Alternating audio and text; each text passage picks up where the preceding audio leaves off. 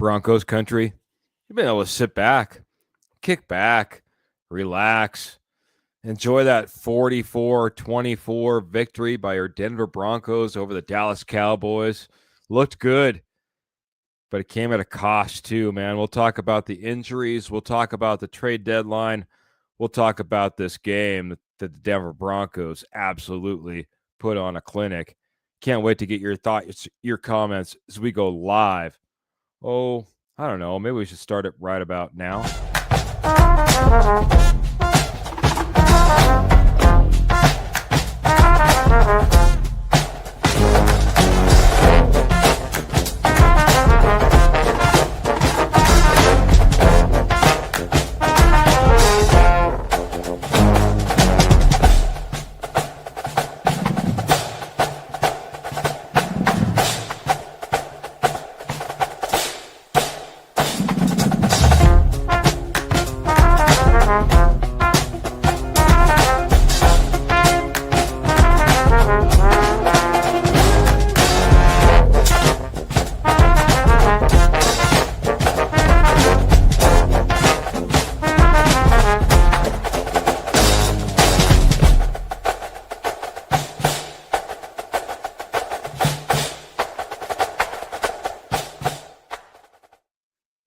Welcome in to the Denver Bronco Roundup podcast, brought to you by Rocky Mountain Sports Network. Check out RockyMountainSN.com. I almost stumbled over my own words, starting right out the gate. Jody's laughing at me. Goodness gracious, what a start to a podcast. We also have an amazing sponsor. They're Morgan Trinkets. We'll talk about their Southwest Jewelry, Southwest Pottery Estate Gold at wholesale prices a little bit later, man. Don't forget about the holidays, man. The weather is changing, Jody. I don't know how about you, but man, it's getting a little nippy out there, man. It's time to break out the little bit warmer sweatshirts at this point. Maybe get a sweater out. How you doing, my friend? Doing good. Just enjoying this 5-game winning streak. Hey. Little bummed about the PS2 news, but I mean, it could have been a lot worse. And excited to see what this if this O can continue it against arguably the best defense in football right now. If they can put 4 quarters against this team, I think that puts to bed you only did it against the Cowboys, whose defense was horrible and whatever else people want to say. So this is a big statement game for this offense, in my opinion. Well, let's talk about that, man. Well, first off, let's talk about the statement they already had. We'll talk about this Cowboys win. We'll talk about some of our amazing posse members that are coming in early and often, man. I appreciate y'all coming in here, like Ernie Mays. Probably, honestly, man, I can say one of my biggest supporters, one of the Denver Bronco Roundup biggest supporters. Go Broncos country only. Hello, Keith and friends. And, of course, don't forget the judge, Jody Moncrief. Hello, all, says Miss Pearl. Told you we talk about Pearl and Morgan Trinkets a little bit later, but here we are talking about them already. Good to see you, Pearl. We'll talk about Morgan Trinkets, at the halfway mark. You know how it works. Our good friend, Mr. Patrick Wilsey. Aloha, Bruggs, and Judge. By the way, I like this new layout the StreamYard has because I'm blind. And this is big, and I can see it. I love it. Thank you, StreamYard. Thank you so much, man. Good to see you coming in from the islands of Hawaii, man. Isn't that fantastic, man? Also, talk about a supporter. I don't know what I was trying to say there. Longtime supporter. Our good friend, Michael Ronquillo. Good evening, Keith and Jody, and go Bo Broncos. Orange and Blue Hearts. Yeah, he's giving us the Mile High salute. He's also doing that with 100 stars. And Michael, man, I don't know what kind of streak you're on, my friend, man, but boy, man, you are on one, my friend. We appreciate you coming in every single episode, helping us out, and helping keep the lights on, as they say, keep this ball rolling, and allowing us to come in here and talk a little Denver Broncos football. I see it leaking out a little, signing that we had we'll get to that here in just a little bit, my friend. If you don't mind, I'll hold that comment. Thanks, Ronk. I appreciate you. He says, hey, Roy Osborne, though, coming in, says, hey there, Horseman and Posse. Looking forward to the next game.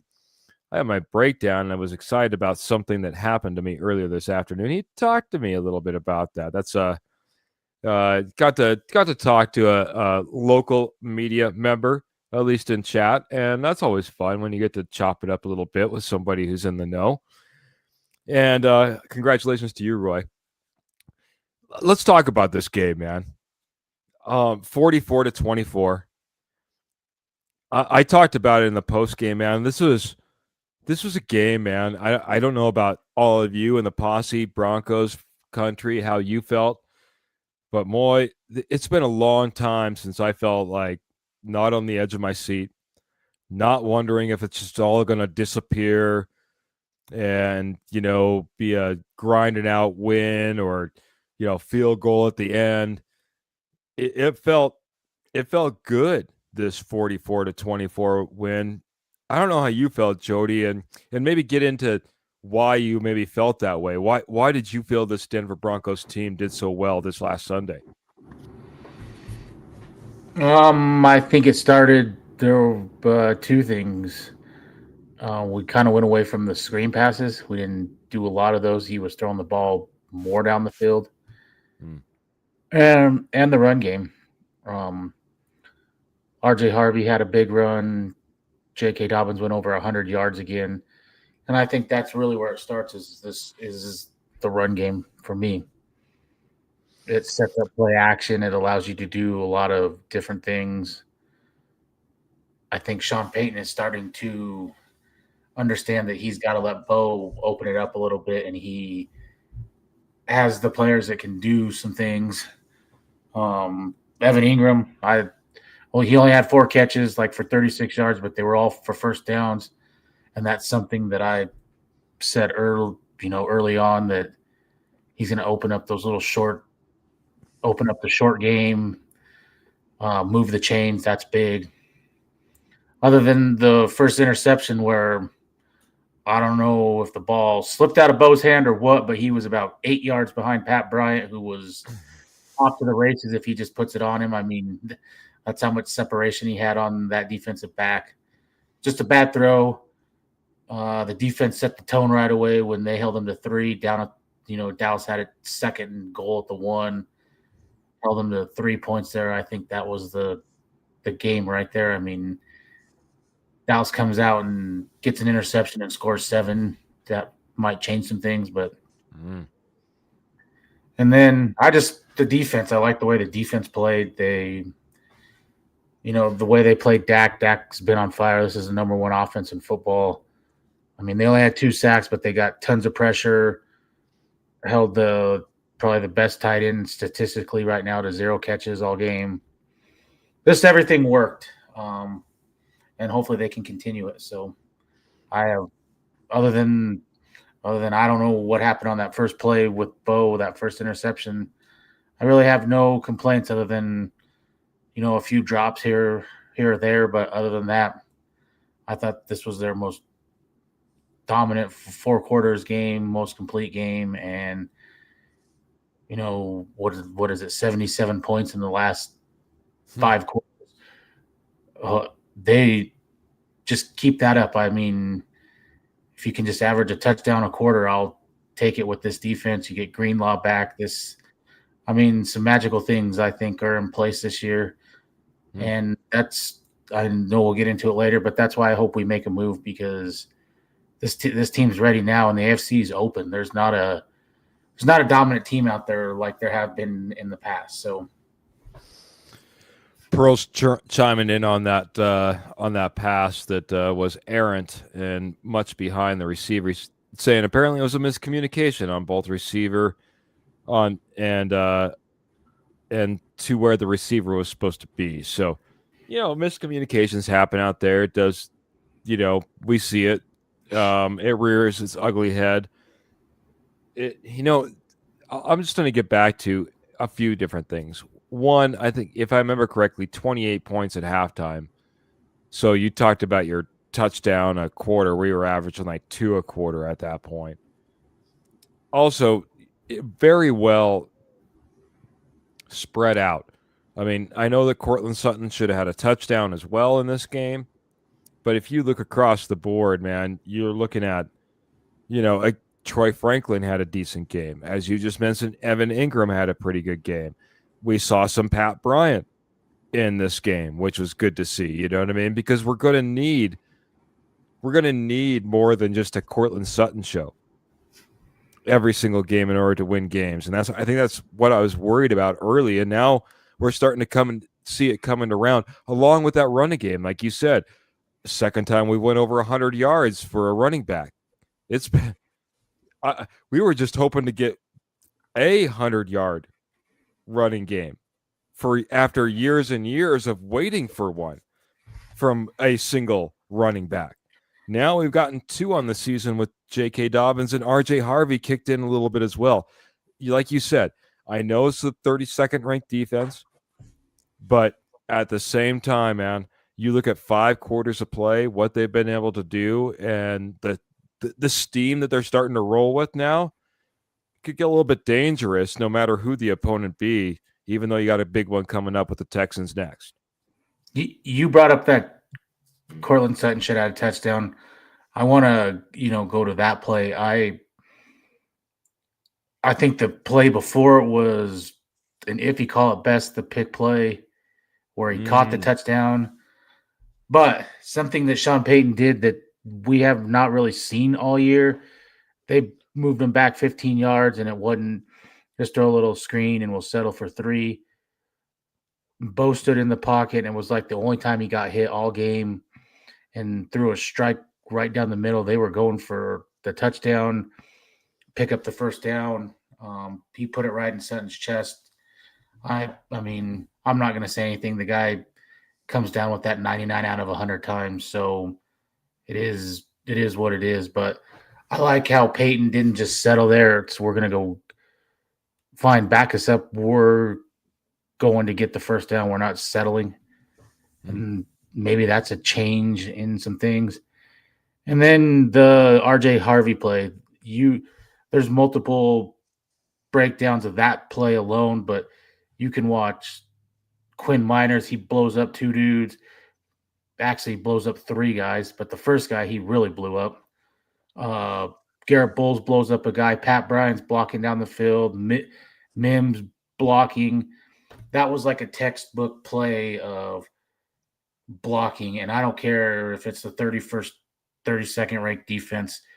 It was blocked well. It was blocked perfectly, and that is what RJ Harvey, he's kind of a boomer bust guy right now. I mean, his other 4 carries were for like 2 yards, but that's what he brings to the table when it's set up right and the blocking's there. So, I mean, if they can continue that, that is why I think you've been seeing a lot more Pat Bryant than Sherfield on the field, because he's the blocking. And he's the one that said it, no block, no rock. I mean, Mr. block well, get your first touchdown. How about that, man? How about that? Good thing that Bo picked up that ball and gave it back to him, though. Hate to run off the field and leave your first touchdown ever laying there on the field for the refs to pick up and put back into play. Yeah, and it was pretty cool. I guess it was right after the game in Bo's interview. He said he knew that was his first touchdown pass, and that's why he sprinted down there to get the ball, because he remembers his first touchdown and what it meant to him. So, the fact that that's in Bo's mind and he's aware of that, I mean, that's what a leader does. And I know Pat Bryant will remember that, and, many more to come, hopefully. So, and that's why people, and I think that's why you hear a lot of people, you've heard J.K. Dobbins, you heard Evan Ingram, why they wanted to come here and play with Bo, because I think those guys had a chance to go, especially Ingram. He went and, interviewed with the Chargers. They had a chance to play with probably a more established veteran quarterback, and they passed that up. And I think this is part of the reason why. Heck, I believe it was Talanoa Hufanga who was interviewed, and he's like, "Why are you here?" He's like, "Bo Nix." I mean, when you have that much precedence that you're over, that the safety for your team is like, the reason I'm here is because of the quarterback. You got a little bit of swagger. You got a little bit of swagger. Coming in with a little bit of swagger in the form of like a couple hundreds or 100 stars, man. I emphasized Phil's comment here, but 100 stars. He says, "Good evening, Keith and the judge." That's you, Jody. This was a bad D we played against, and the O did not play down to him. That's an improvement. As long as this wasn't a false positive, we will be very tough to beat, man. Very tough to beat. That's kind of what I was kind of alluding to, but I think that Phil has a fantastic comment here, and thank you for the 100 stars, Phil. I can't believe how big this comment is. It's readable, but it's taken up almost half the screen. I'll drop you down. Appreciate the stars coming in. Playing down to the defense seems like it's been something the Denver Broncos have done, or playing down to the other team has been something that the Denver Broncos have done, I don't know, historically for years, it seems like. I remember coming on here, maybe it was last year, just saying, goodness, just give me a blowout. Just give me one blowout once, sometime. Well, how come we never get one? Everybody else gets a blowout. Heck, the Raiders can blow out teams, it seems like, and we would never be able to blow out a team. As long as these 44 points, this dominant performance by the offense wasn't a false positive, if we can keep this rolling, I think we are tough to beat, but I think it is something to say that we didn't play down to the Dallas Cowboys. We didn't end up getting caught up in just being barely up on them and making it play out to the last, final minutes of the fourth quarter. Yeah, I agree. It's something. It's why I think a lot of people are still on the fence with this team, even though we were 5-2. Is you've had two big comebacks against the Eagles and the Giants in the fourth quarter, but you haven't put a 4-quarter game together, and that finally happened. And I know it was against a bad defense, and there were the second touchdown to Troy Franklin where he's wide open. That's fine, but you look at some stuff like the touchdown to Pat Bryant, that he was pretty well covered, and that was a dime from Bo Nix. He stood in the pocket, and when he gets his feet set right and he's wants to hang in the pocket, he can do it. Same with the drop touchdown pass by Sutton. He stayed in there. He got hit on that play, and so that's the type of things. It doesn't matter. You could have been playing the best defense. When you are throwing dimes like that, Pat Surtain isn't stopping those passes. So, so if we can continue that, it doesn't have to happen every single play and every drive, but if you can continue that and just, be consistent for 4 quarters, this team is going to be really hard to beat, especially because of where this defense is. And it's only going to get better because you're going to get Greenlaw back, and it's going to be interesting to see what kind of pitch count or snap count he's on this week. Is he going to be on one still? Where he's at? And it's going to be interesting to see how they make up for the loss of PS2 for a few games. But I think that is going to help this defense. Some guys are going to have to step up and put them in some tough situations, and I think it's only going to make this team better. It's going to make we can't just settle and the defense will bail us out. We're going to have to hold up our end now. I'm going to get to a few more comments, like a fellow horseman coming in, Mr. Kenny Kirkpatrick coming in saying, "Good evening, fellas. Hope everyone's enjoying their Wednesday, man." Always more enjoyable when Kenny Kirkpatrick's part of the conversation. Good evening, my friend. Roy Osborne coming in says it can be a false positive, but maybe I'm going to put a but in here. But our defense beat the number one offense. If that doesn't say something, we got to keep the consistency on the offense and keep it going though. We do got to talk a little bit about that defense and what they did to that number one offense as well, because I think that was pretty impressive in what they were able to put together and what they were able to do. I mean, even towards the end, let's face it, we'll get to this, man. We'll hit this next, man. See, obviously Patrick Surtain goes down, but he went down early enough that there could have been I don't know, a comeback mounted by the Cowboys. It just never came to fruition, not to the point that they needed it to, obviously. And for all intents and purposes, we handled the Dallas Cowboys, the top offense in the NFL, pretty well, pretty dang well, all the way across the board. Jody, what do you think about this defense, how they did, especially when you start talking about some of the top weapons that also included tight end Jake Ferguson, that was, for all intents and purposes, a no-show in this game? I loved how this defense played. It started with shutting, at the time, the number 2 leading rusher in the NFL down, Javonte Williams. I think he was held to 41 yards. He did get 2 touchdowns, 2 goal line touchdowns, but they shut him down all game. And then shutting down Ferguson. I love how VJ is using Jahdae Barron right now. In these last couple of games, he's been using him on the tight ends and some different things, and I love how he used him in this game. I think that's a recipe going forward, Jahdae Barron on these tight ends, because I think Abrams-Drains is going to be the first man up. They want to leave Barron kind of in the role he's at right now, which I'm good with. To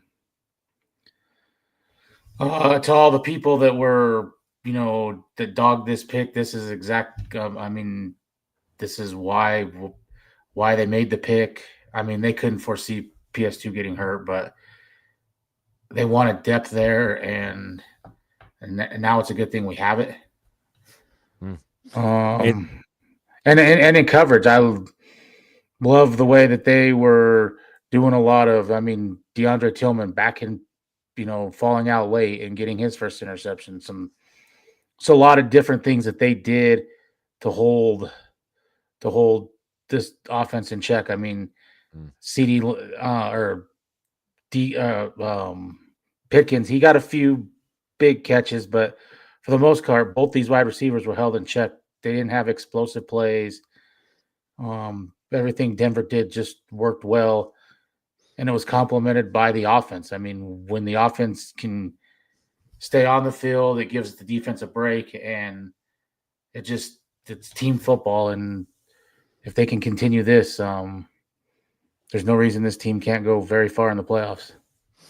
Yeah, it'll be interesting to see how this defense comes together. I did, like you said, I love the way that Vance Joseph went out there. He mixed it up. You saw DeAndre Tillman get his first interception. I saw Jonathan Cooper in fantastic coverage on a play as well.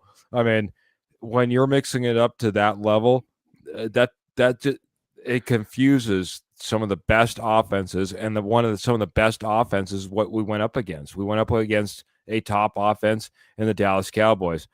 It happened early, Jody, but it was the injury to Patrick Surtain early that had me super nervous. First, we go out there and we throw an interception. Then we go out there and Patrick Surtain gets injured. And I'm thinking, oh boy, man, could this game start off any worse than it is right now? Now, boy, did it take a major turn after that, but not a complete turn. Not a complete turn, as Patrick Surtain did end up getting injured again. Not his ankle that I saw get smashed into the ground in the first part of the game, but a pectoral injury that's going to probably have him out in the next 3 weeks, and then a bye week in there as well. So it might be 4 weeks before we see Patrick Surtain. You alluded to it. I put out a poll, man. I want to know, and Posse, by all means, I want you guys to all weigh in. Where is the most pressure now that Patrick Surtain is going to be out, and we know that it's going to be the case. Does it fall on a guy like Riley Moss? Does it fall on a guy like Abram Strain? Does it fall on a guy like Jade Barron, who's going to be forced into a role? Does it fall onto a guy like Jaquan McMillan, who's been relied on in the past?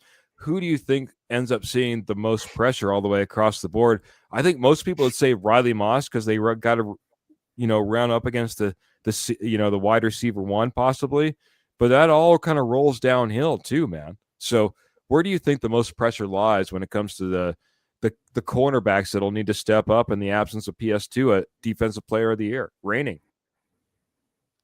I'm going to go with kind of a different answer than what you would think. A lot of people are going to say Chris Abrams-Drains because he's stepping right in for him.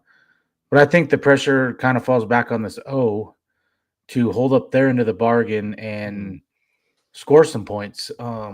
Take a little bit of the pressure off of this defense that they don't have to be, perfect like they were in the Jets game to barely win you a football game. You go out and score points, and if something happens that there's something doesn't go your way on defense, that you can come back and make up for it on offense. So I think that's where a lot of the pressure is going to be, because to be honest, I think I have a lot of confidence in McMillan. He's playing probably the best slot corner in the NFL right now, in my opinion. Jade Barron is working his way in. Riley Moss, he gets picked on a lot just because of who's on the other side, but he holds guys down.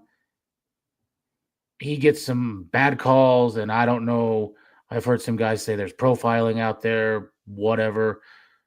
The PI that they called on him on Lamb in the end zone, I thought was a bad call. But it is what it is. He puts that stuff out of his mind, and I think Abrams-Drains is going to play well. I mean, he played well when Denver finally decided to pull Levi Wallace last year in the Cleveland game. He played well against the Chargers, got an interception in that game. So I think he will be fine. Will he give up some catches and some yards? He will. But I don't think you're going to see him getting torched like the cornerback for the Cowboys last weekend. So I have this is where George Payton and Sean Payton get all the credit for, they've put this roster together, and it's got a lot of depth at a lot of positions.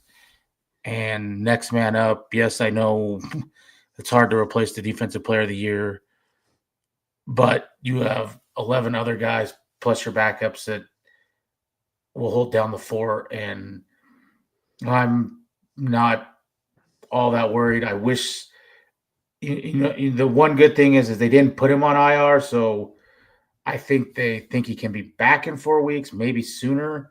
In the back of my mind, I still kind of think that Kansas City game is one that he's going to do whatever he can to get back for that game. I think that's where the focus is. Yeah, going to be locked in, zoned in, focused, trying to get back for that game. I'm going to get to the comments real quick. Peter Johnson says, I feel the secondary is still good enough to make plays given how good the pass rush is. The Texans and the Raiders both have pretty bad O-lines. I still expect a couple of wins for the Broncos in the next couple of games. Peter Johnson, thanks for chiming in. And that brings up a good point. Obviously, this defensive front, probably one of the best out there to get after quarterbacks, cause pressure, and make it a little bit easier on the secondary. I'm going to flip it just a little bit differently, though. One thing I'll just watch out for is I think one of the leaders on the defense by far is a guy that we just put on this roster, and Talanoa Hufanga. And he has been all over the place. He's in on every tackle. He's delivering pretty tough hits. I'll just say that. I don't want the NFL looking at him in any particular way, but he's given some pretty tough hits to guys and in every single pile. I'm just worried. I think he's been incredible this year. Amazing. I don't think we talk about Talanoa Hufanga enough. That my concern is with safety help, whether it be Brandon Jones or whether it be Talanoa Hufanga, you're going to have to you're probably going to rely on them a little bit more in coverage. And you might end up taking away the best of Hufanga in these next few games if you're not careful. You'll have to make sure you mix that well, because he's best when he can be super aggressive. I don't know if the temptation will be to put him back more into coverage, but it might be. And it might be out of necessity to do so. But you're also going to get trade-offs in that. And like I said, I think you end up trading off some of the best of what Hufanga brings to the table. I don't know, just something to watch for in the coming games. One other thing I think is going to be really interesting is how they bring Greenlaw back. And I mean, he only had 20 snaps 2 games ago, but how they bring him back and what linebacker is next to him, because I think it's going to be really hard for them to. Justin Cernat is, I mean, he is probably one of the reasons that linebacker was addressed last year right away. But whatever he did in the offseason and what he's shown on the field this year, I mean, he's done a 180, and he is not a liability out there. He is, he's one of the best blitzing linebackers in football right now. And so it's going to be interesting, in my opinion, to see who they pair next to Greenlaw, because he's going to get snaps.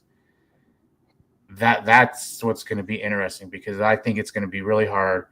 Justin Cernat has made it almost impossible for them to just make the easy decision and say it's Cernat off the field. You're right, man. You're right. Roy Osborne talking about Hufanga. He says, I've seen him all over the place. I've seen him at the linebacker, the corner, the safety position, and they've used him as a just a multi-tool player, And one other comment I wanted to get to, if I see it here, right here from Roy.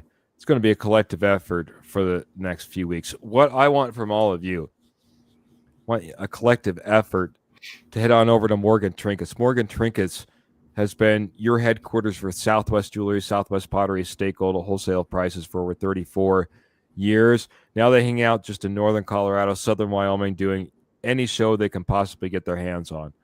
If you can't make it out to the fairgrounds, the gem show, the dog show, whatever happens to be going on in your local area where Morgan Trinkets may be, don't worry, we got you covered. Head on over to Etsy and type in Morgan Trinkets Co. That's Morgan Trinkets Co. Over there, you'll find everything she has to offer. All orders over $50 are shipped absolutely free, and all major credit cards are accepted. Pearl has started up her eBay store as well. Check out Pearl Heat. That's Pearl Heat over on Etsy, or over on eBay. What am I talking about? Over on eBay. And if you type in Pearl Heat, you'll find everything that Morgan Trinkets has to offer as well. All terms and conditions apply over there. But you need to check them out. Holidays are right around the corner. You don't want to be caught late to the party, the Christmas party especially. So get it taken care of. And head on over to Morgan Trinkets. Morgan Trinkets, our amazing sponsor. I have a question for you guys, real quick. I love it. If you don't mind. Hit me, buddy. I've been seeing a lot of things. Should Denver go pick up a cornerback? Do you guys think they should? In my opinion, I don't think so. I need to see now if Chris Evans-Train goes out there and craps the bed like Levi Wallace did against Jerry Jeudy last year, then maybe. But I'm kind of on the train of it's why we have good depth there, and there's a reason we kept these guys around and they weren't traded. Everyone thought McMillan was gone, and Barron was just going to step into that. And so I don't want to see us to go make that move. That's not the move I would make personally. I think that what we all need to keep in mind, Kenny's wanting 30 snaps for Greenlaw. Roy's wanting about 25, by the way, just in these next games as he works his way back and is going to be a key piece of this defense. But the key piece of the defense being Patrick Surtain being down, and now you're wondering whether you should go out there, you should get a cornerback.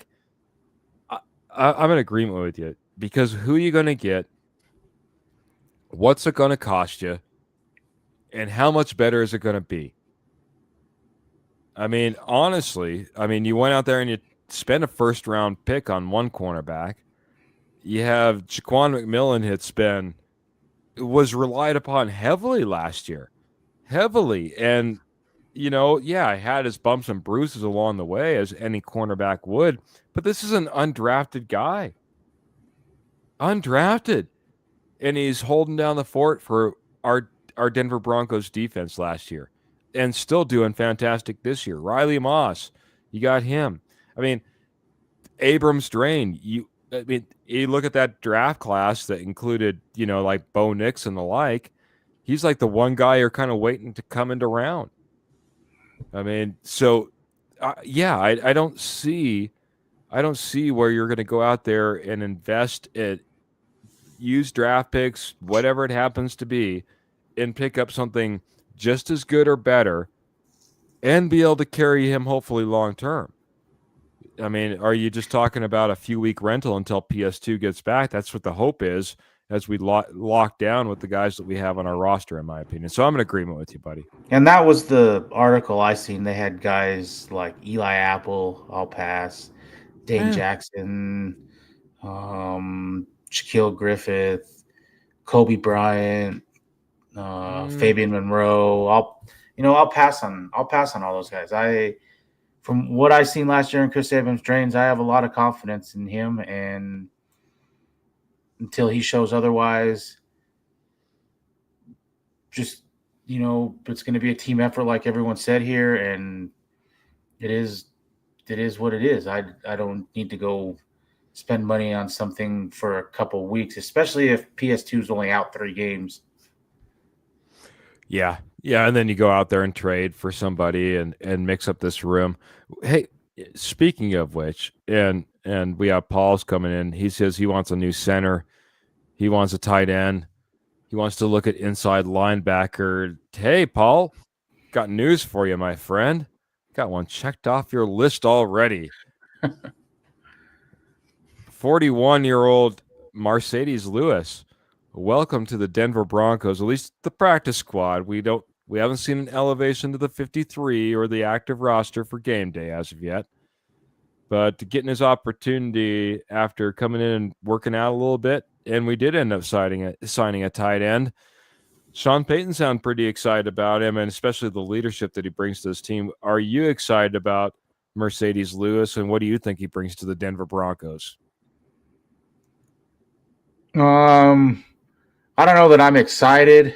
It more spells the fact I think Lucas Kroll, for one, he's going to be out for the season. He's having foot surgery. I think it also tells you that this knee injury might be a little more prolonged for Nate Atkins that he suffered Sunday. PCL injury. Yep. So they're looking for. I mean, they put a claim in yesterday for 2 blocking tight ends. They didn't get either one of them. Mercedes Lewis, I mean, he's 6'7", 270, so he might fill the role of Alex Pacheski. He's just almost the size of a lineman, really. They're looking for blocking help. Sounds like he's in great shape. Sean Payton said today he was doing multiple workouts a day. If you look at his body, Sean Payton said you can tell he's been working out and staying in shape. So I don't expect this to be a play 80% of the snaps and 10 to 15 targets a game. I don't expect that. He's coming in here to do one specialized thing, block. And if he can do that well, then it's a great signing. So I go back to what you talked about really early on when we were talking about this beatdown we put on the Dallas Cowboys. Still got a big let's Broncos country. We got to smile a little bit, man. We're 6-2. We're leading the AFC West. We beat the Eagles. We obliterated the Bengals. We've taken down the Cowboys. There's been a lot of good things going on. So yeah, I'm gonna get a little smirk about this game a little bit. But you were talking about this game, man, and you talked about Sean Payton. Maybe just coming to the realization that this run game is important. It's important to Bo Nix, and it's important to how his offense can function. It brings me to 2 points then with Mercedes Lewis. A, there's probably not another blocking tight end out there like him in the league. I mean, that's what he's been known to be able to do now for many, many years. Converted from at one point was actually a pretty good scoring threat as a receiver, has really taken on the role as being a blocking tight end. You wanted to add something to that, my friend? I was just going to say, especially at his size. Yeah, just a beast of a man. This allows you to put a tight end on the field, while, like you said, basically putting an offensive lineman on the field. Being able to go jumbo package without going jumbo package, right? This allows you to get that running game going in a way that maybe we really haven't even seen, especially with the type of tight ends we've been able to put on the field in comparison, if he ends up seeing playing time on Sunday. Second, I think this was the biggest thing, and I talked about this, and, you know, I'm going to maybe even bring up this point that Roy says most of the media, most of this media, how it is just a smokescreen. I just don't see him doing a blockbuster move, maybe one, he says.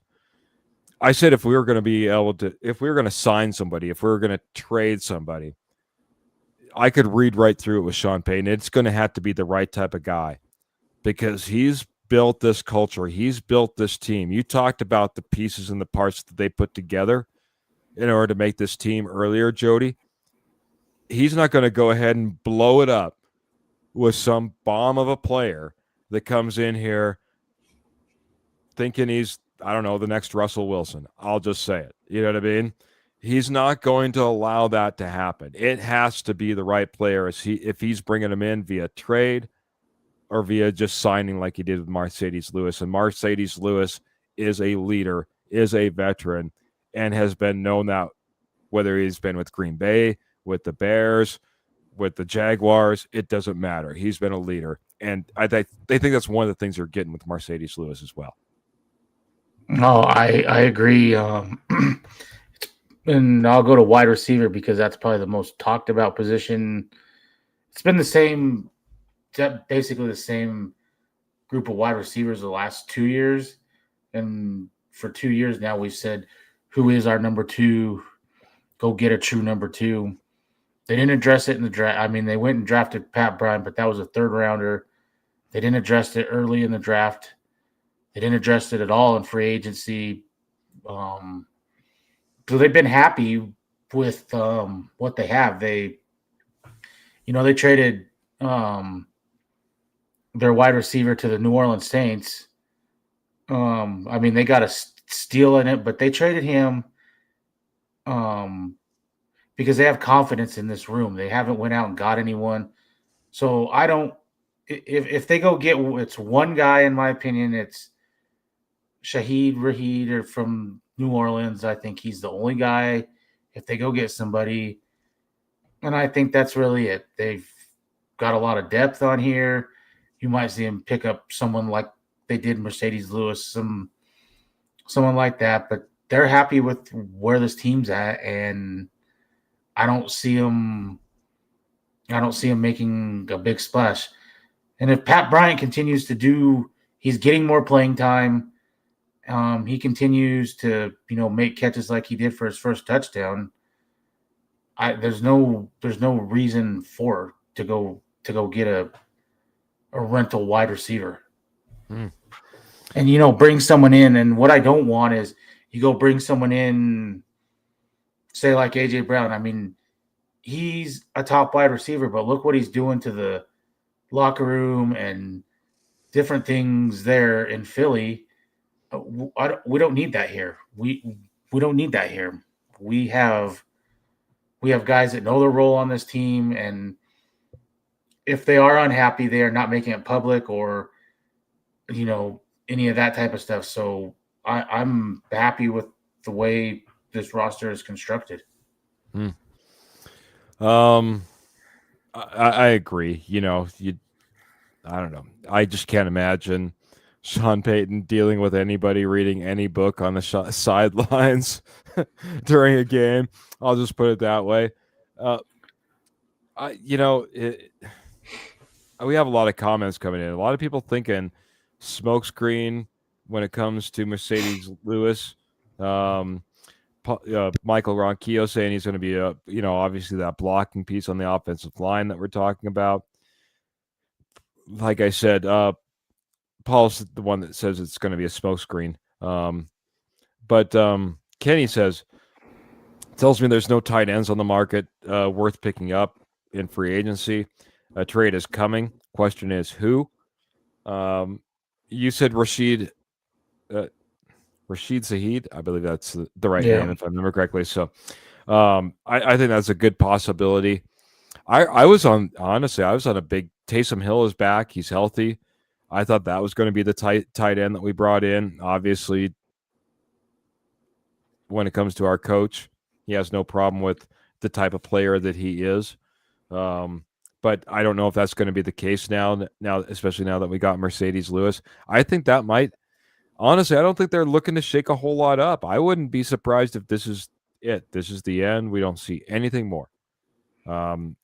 Would it shock me if we go out there and try to add a piece? No, but I think it's going to have to be the right piece. I think if you see that piece added, I'd be shocked if you don't look back and say, that's a character guy. That's a character guy that's been added to this team. I can see that working with what we have going on here. And I think it's only the Raheed from the Saints. And I say that for a couple reasons. One, you only have like $5 million in cap space right now. So if you're going to go trade for one of these guys, you're going to have the other team pick up a lot of salary for these guys. The thing with Raheed is he's on an expiring contract, so I think you could sign him and work some different things where he's going to be around here kind of longer term to fit him in. But to go say we're going to go get Njoku or some of these other guys that are under a big contract, you can't fit that in your cap right now as it is anyways. So I think it sounds nice to talk about, but I think it's all a pipe dream because of where your cap situation is currently. Yeah, you might be talking about players and picks, and swapping in order to try to make a cap move that makes a little bit more sense. That's one way that you could do it. TJ Hawkinson, you're talking about there's a big cap move that you'd have to try to clear up a lot of space that Michael brought up. Kenny says, Michael, I like your thinking on TJ. Another name could be Cole Kmet. They like Colston Loveland up there in Chicago right now. And I want to use the Alex Pacheski, I think is a perfect example of why I don't think you're going to see a big time guy come in here, because it was not necessarily right next man up, but it was next man up. And I mean, you didn't hear his name at all Sunday because he was doing his job. And, talks this week around Denver have been, if he continues to play like this, is that he just Wally Pitt, Ben Powers. So what's to say other guys on this roster can't do the same thing? So to me, there's really no need for it. Everyone has kind of fallen into their whatever position, I guess. Everyone knows Franklin is the number 2. Mims is your gadget guy. Pat Bryant is working his way in. Sutton is your 1. There's really no need to, rock the boat, because like we just said, I don't want an A.J. Brown in here or somebody like that.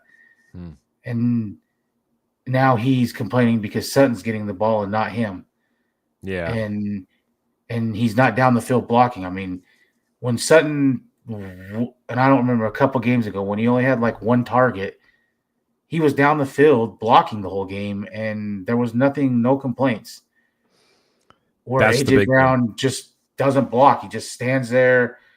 And so, I mean, and it's one of the reasons that Dobbins is number 3 in rushing right now, because of everyone knows their role, and when they're not getting the ball, they still have a job to do on the field. All in mentality. I'm going to get to a few comments. It's going to be about wrap up time, man. I can't believe the hour's already flying by, my friend. But Peter Johnson says Shaheed is a very similar player to Franklin. If Peyton trades for Shaheed, then I believe that is a real end to Franklin. This is what I see. I'll leave that up there. Right now, we haven't found the wide receiver mix. I think that's evident. You know what I mean? We just got done talking about this was a good game for Franklin and Pat Bryant. You know, last time it was a good game for Mims and Sutton, and then it's Evan Ingram. But right now we have Marvin Mims currently in concussion protocol. Marvin Mims is also your returner. And this is something that Rashid Shaheed does both of. I look at this more of a if we bring in a Rashid Shaheed, is it a replacement for Marvin Mims? As Marvin Mims, as you pointed out, has kind of been that gadget guy, and certainly been a Pro Bowl, special teamer. But I'll tell you, Shaheed brings a different gear that I think that isn't that Mims doesn't have. He's a burner, man. He's an absolute burner. A couple other ones. Kenny Kirkpatrick says, a serious question. Evan Ingram only has 2 full seasons with the Jaguars, who didn't make the playoffs. What makes you comfortable that he'll stay healthy this year? He also adds in, if Ingram goes down after the trade line, the Broncos offense scares nobody.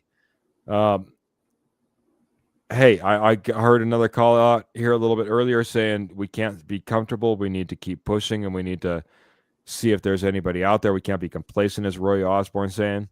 During this time, you want to make a run. You just can't sit and say we are done doing done. We are done type of thing. We're done doing these type of things, I guess is what he's saying. You know what I mean? When it comes to free agency and signings. Do we need to get another tight end? Are you happy with where we're at? Are you nervous about Evan Ingram, Jody? It's always in the back of your mind because he's been injured a lot lately. But I go back to what I've said for the last 2 years. Since Sean Payton got rid of the old training coordinator, the strength and conditioning guy. And Denver has been probably the healthiest team around. I mean, they really had no one get hurt last year other than Drew Sanders. I mean, Ben Powers this year. PS2 is going to be back. That's a minor injury. Greenlaw was hurt before he got here. Look at Brandon Jones. He couldn't play a full season. Now he's played a year and a half and not been hurt. Hufanga, healthy again. So I have all the trust in what they're doing with this, training staff and different things. I guess my biggest worry is how hurt is Nate Atkins, because he was almost like your Joker. He could play fullback. He could play tight end. He could block. He could go out and pass. Was he scaring anyone like Evan Ingram going out and pass protection or to catch the ball? No, but he did a lot of things, and that's the one guy I wish I knew how healthy he was, because I hate where the trade deadline is. It's too early in the season, in my opinion, and we're not even halfway through the season, and the trade deadline's Tuesday. I mean, they need to kick it back 3, 4, 5 weeks, in my opinion. That's for another topic, but I'm not worried. Back to Evan Ingram, I'm not worried, but it is something in the back of your mind, because if he does go down, what do you do there? Do you almost have to put like a Pat Bryant there in the tight end role? What do you do? All right. Before we get out of here, then final Caleb minute. Lohner. Caleb Lohner. Caleb, he's still around. I forgot about good old Caleb Lohner, the all the hype train that we had behind Caleb Lohner. Oh my goodness. Problem solved, Kenny. Problem solved. Problem solved. We're in the clear now. Before we get out, before we're in the clear, anybody that's in the chat, feel free to jump in on this one. Yes, just a simple yes or no. Any more additions before the trade deadline, ends, closes? I think there'll be one. Either they get another tight end or they trade for Raheed. If that doesn't happen, I don't see another position that makes any kind of sense. And I have taken left guard completely off the. If Al Podcheski keeps playing like he has been, there's no need for it. And when Ben Powers is back, then you have a decision. What do you do? But there's no need for it right now. So. Yeah, Alex Palczewski, do you like the great playing time that you're getting at guard, or do you want to be paid like a tackle and the possibility of sticking with that position? Because right now you're looking pretty good at that guard. Phil's coming in. He thinks that we have one more move up our sleeve. Phil, appreciate you coming in, weighing in on this. Roy says we have nothing in the tight end room, even with Ingram. Lohner is nothing but a project. Yes, long-term project at this point, as he's pretty much been shelved. And I will say, I don't the preseason. And one last one. We are fine for now. Go Broncos country only, says Mr. Ernie Mays over on Facebook. You will say that when you at the end of a game and you see 4 for 36, you can say he didn't do anything really. What did he do? But those were 4 catches and they were 4 first downs and they were big plays that kept the drive going. And that's what I thought he was going to do all year. I mean, if he averages 4 catches a game for the rest of the season, whatever that comes out to, I mean, that's a lot of catches and they're important big catches that open up different things now. So do I see him going off for 150 and 3 touchdowns the rest of the season? No, but what he did was, in my opinion, was pretty important. 4 first downs like that, you keep the chain moving. Yeah, 4 for 4, 4 targets, 4 receptions. Only J.K. Dobbins was kind of also on that stat line. He went 2 for 2 in receptions. But like you kind of said, you sit back and say 4 for 4 for 36 yards. What does that mean? Your number 3 receiver right in front of him was Pat Bryant with his 40 yards. The number 2 receiver had 67 yards. We didn't have a 100-yard receiver. Cortland Sutton came in with 89 yards. So it was all hands on deck. You can't necessarily sit back and say, 36 yards, not that much. In the terms of how this game played out, an equal part, especially when you start talking about the tight end position relative to how many catches you want to have to the wide receivers. It's kind of what you expect percentage-wise from your tight end. And go look at the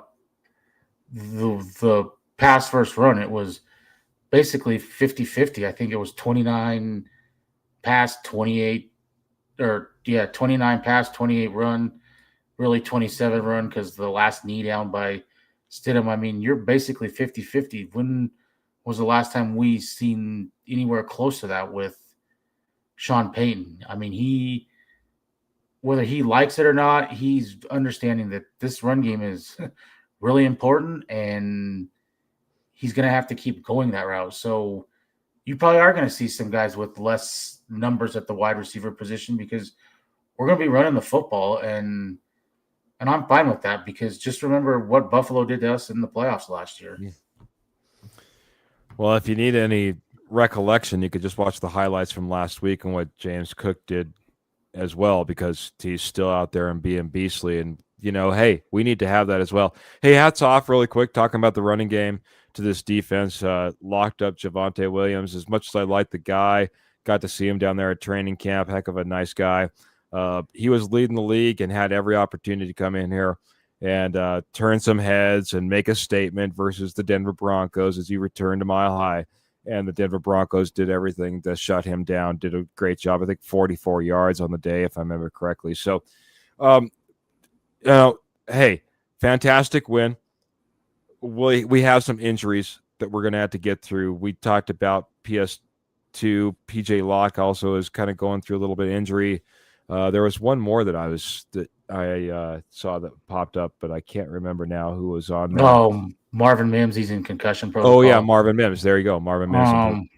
So, and it was kind of wild if you heard the backstory. I mean, he was RJ Harvey was supposed to come on the field, or no, Tyler Beatty was supposed to come on the field for him, and actually subbed out RJ Harvey on the play he got hurt on. So, but whatever. Still doesn't mean you get the ear hole him. I mean, I don't care who it is throwing the ball. That was a helmet to helmet, and when I seen it live, I thought, where was the flag on that one? Agreed. And then I heard whatever Romo saying, I think it was Romo, that you're allowed to ear hole him if you're something, or he said it was allowed, and I was thinking no helmet to helmet is ever allowed. So, but it is what it is. Hopefully he clears it. I don't know how bad it is. He possibly could be back this week. If not, it's another, like we said, next man up, Pat Bryant. It's time for you to continue to get reps and make plays. And Phil, I don't know if this is coming in with stars because all of a sudden, I don't know, Facebook is being a pain in my patootie. He says, Judge is right. Any player that moves the chains, gets a sack, recovers a fumble, catches a 1-yard touchdown, all add up. If a player is not causing us to have negative plays, all add up to winning, to a winning team, in my opinion, man.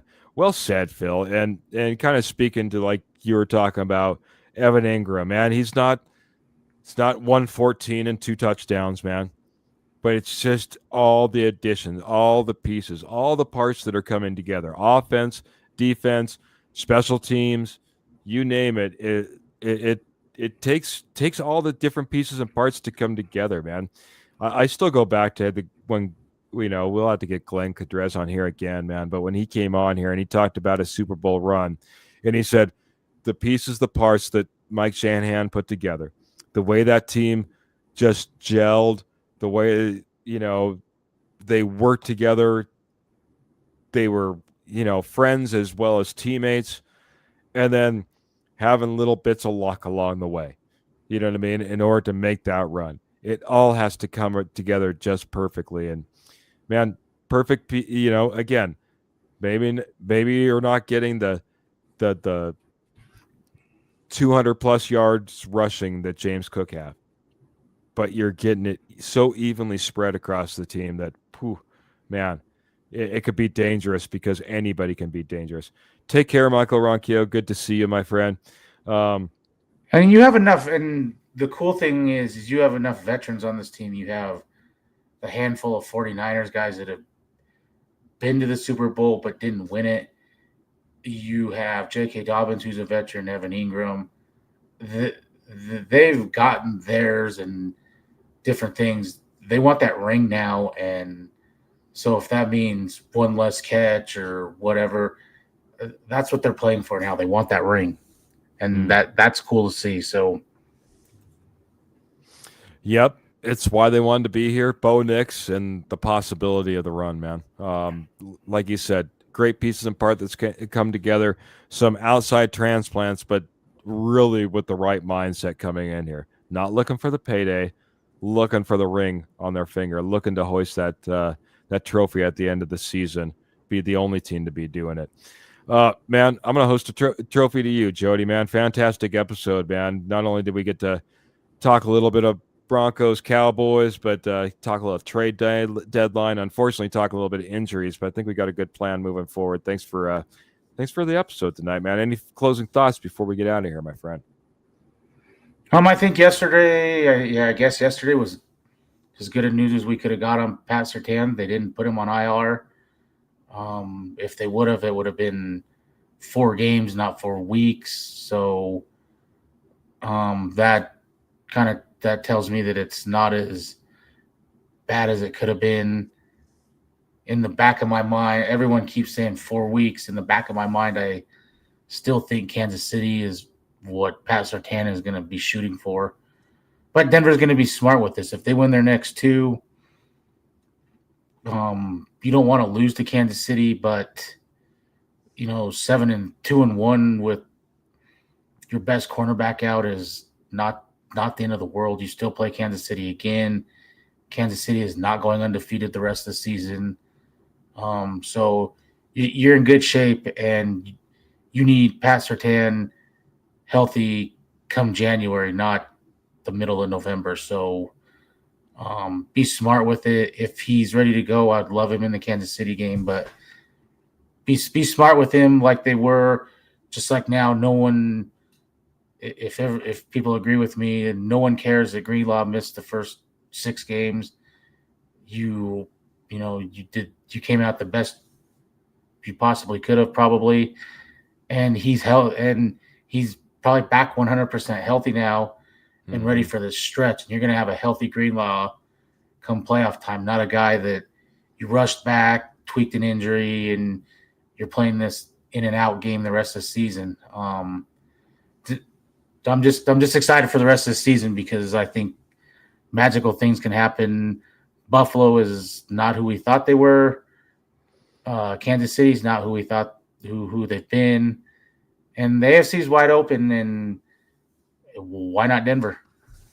Why not, man? Why not? Love it, buddy. Few more comments. Love our posse. They've been amazing this evening, man. Appreciate you all so much. J.K. Dobbins has never been in an NFL playoff game. That was a lot of Denver Broncos up until last year. So this is what we need to do. We need to get all the Denver Bronco players their first playoff win, or at least a lot of them, as well as J.K. Dobbins. Let's do it. And I don't think it was just made up stuff when he said earlier last week or something that feels like he was born to be a Bronco. I don't think that was just talking. I mean, he genuinely loves it here, and you can see it on the field, the way he is playing, pass blocking, doing everything. He's out there having fun, and he's said that. And when you're having fun, you can play loose and play great. And that's just, I couldn't be more excited on the way everything is just falling into place for this team. Yep. Seems like it, man. Pieces and parts are coming together, man. Phil McLaughlin, the best trick a team ever pulled was convincing everyone they weren't that good, man. Love the quote, buddy. I don't know if that's your own or one that you pulled, but I'll tell you this. It's nice to fly under the radar. None of y'all fly under the radar. Like I said, Posse, you've been amazing. Tough part of the schedule coming up. Lots to be excited about, though, says Mr. Kenny Kirkpatrick. Yeah, lots to prove. Lots to prove, Jody. The Posse proves it to me every single week. They're amazing. We love them. We appreciate everyone being in here, being a part of the show. We're on Facebook. We're on YouTube. We're on Apple Podcasts. We're on Spotify. We go live on Wednesday like we are tonight, around the 7 to 7:30 p.m. every single Wednesday. Come back at you on Friday. We'll be talking about the next matchup, talking about that Texans matchup. You don't want to miss that. We go live post-game. Funnest episodes we have all week when it comes to talking Denver Broncos, and then swing right back again on Monday, 7 a.m. Mountain Standard Time. Got the morning juice, me and Mr. Kenny Kirkpatrick. Check out RockyMountainSN.com. RockyMountainSN.com is our website, and we've been dropping articles left, right, and otherwise. RockyMountainSN.com. Read stuff from me, from Kenny. Have different things coming out all the time. Appreciate everyone visiting over there, as you have been. Man, other than that, I like I said, man, it's great to come in here on a Wednesday. It's great to be wearing our orange and blue all week, especially after we keep piling on these wins. Keep stacking them up. Home wins, undefeated this year, man.